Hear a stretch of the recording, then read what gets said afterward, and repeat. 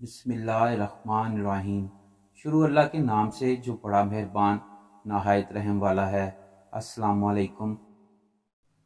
حضرت علی احمد صابر کلیری رحمۃ اللہ علیہ کی ولادت کے بعد آپ کے کان میں اس دور کے مشہور بزرگ حضرت شیخ ابو القاسم گرگانی رحمۃ اللہ علیہ نے اذان دی اور فرمایا کہ یہ بچہ کتب عالم ہوگا۔ آپ کے والد محترم فرماتے ہیں کہ بچپن ہی سے کرامات کا ظہور آپ سے ہونا شروع ہو گیا اور روز بروز خوارق صادر ہوتے تھے۔ 7 ربیع الاول 594 بروز منگل نماز فجر کے بعد میں مراقبے میں بیٹھا ہوا تھا کہ میں نے مراقبے سے آنکھ کھولی تو دیکھا سیاہ رنگ کا ایک بہت بڑا سانپ جس کے 2 ٹکڑے پڑے ہیں۔ ایک ٹکڑے کے پاس علی علاء الدین احمد رحمۃ اللہ علیہ بیٹھے ہوئے تھے۔ میں نے ان کی والدہ کو آواز دی اور ان کو بتایا تو ان کی والدہ نے سانپ کے 2 ٹکڑے دیکھ کر فرمایا، میں نے خواب میں دیکھا کہ مختوم علی احمد نے ایک سیاہ سانپ کے 2 ٹکڑے کر دیے ہیں اور کہتے ہیں کہ میں نے سانپوں کے سردار کو مار دیا ہے اور سب سانپوں سے وعدہ لے لیا ہے کہ وہ میرے خاندان کے کسی بھی فرد کو کبھی نہیں کاٹیں گے۔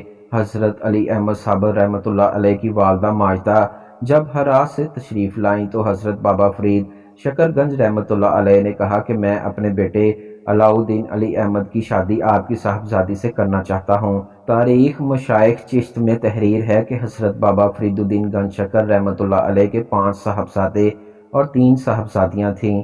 بہن کی بات سن کر حضرت بابا فرید رحمۃ اللہ علیہ نے فرمایا کہ بہن میری طرف سے تو ہاں ہے، لیکن علی احمد شادی کا اہل نہیں ہے، وہ ہر وقت حالت جذب میں رہتا ہے، ایسی حالت میں اس کی شادی کرنا ٹھیک نہیں ہے۔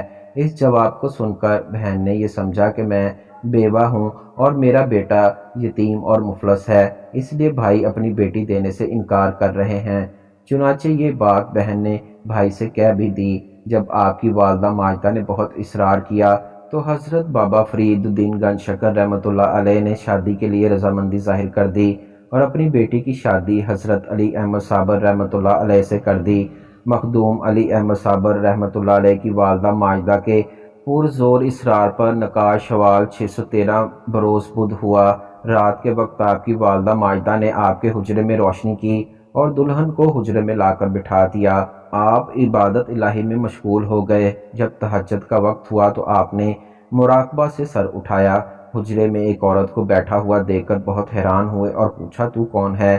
دلہن نے جواب دیا میں آپ کی بیوی ہوں۔ آپ نے فرمایا یہ کس طرح ممکن ہے کہ ایک دل میں 2 کی محبت کو جگہ دوں؟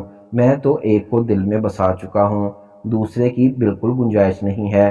میں خدائے وحدہ لا شریک کا بندہ ہوں اور اس کے جمال میں گم ہو گیا ہوں۔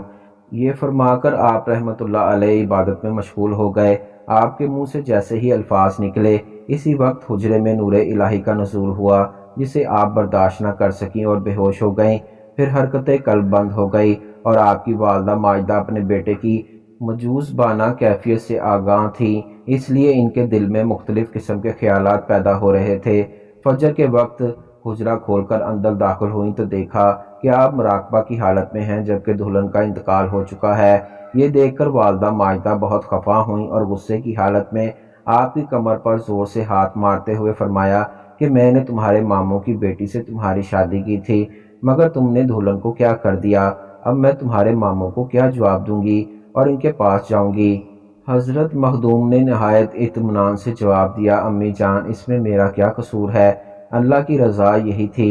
تذکرہ جلیل کے مصنف تحریر فرماتے ہیں کہ حضرت علی احمد صابر رحمۃ اللہ علیہ نے اپنی دلہن کو جب ایک نظر دیکھا ہوگا تو آپ کو یہ گوارا نہ ہو سکا کہ فطری اور دنیاوی آرام کی خاطر تحیر کی بہترین راحت سے محروم ہو جائیں اور اپنے دل میں اللہ تعالیٰ کے سوا کسی اور کو جگہ دیں۔ چنانچہ آپ نے ایک ہی جلالی نگاہ میں اپنی بیوی کو بھی اپنے ہی رنگ میں رنگ لیا اور اپنی دلہن کی نفسانی خواہشات کو فنا کر کے جلا کر خاکستر کر دیا۔ جس طرح آپ کے تن خاکی کو زوجہ کی ضرورت نہیں تھی اس طرح آپ کی دلہن کو بھی زوج کی ضرورت نہ رہی، کیونکہ عشق الہی کی آگ سالک کے دل سے اللہ تعالیٰ کے سوا سب کو جلا کر راکھ کر دیتی ہے۔